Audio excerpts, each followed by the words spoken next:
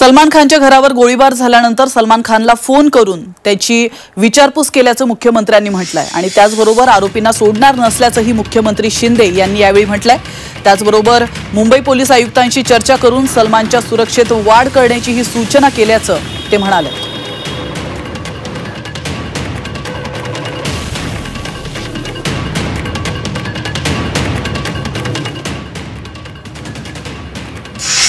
सलमान खानच्या घराबाहेर जो गोळीबार झाला आहे ते दुर्दैवी प्रकार आहे।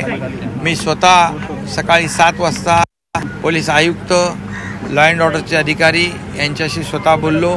सलमान खानच्या सुरक्षेची काळजी घेण्याच्या सूचना दिल्या आणि मी स्वतः सलमान खानशी देखील बोललो। त्यांनाही दिलासा दिलेला आहे। कुठल्याही प्रकारे कायदा हातात घेणाऱ्याला पाठीशी घातलं जाणार नाही, त्याच्यावर कठोर कारवाई होईल। ज्यांनी केलंय त्याला आमचे पोलीस तात्काळ पकडतील।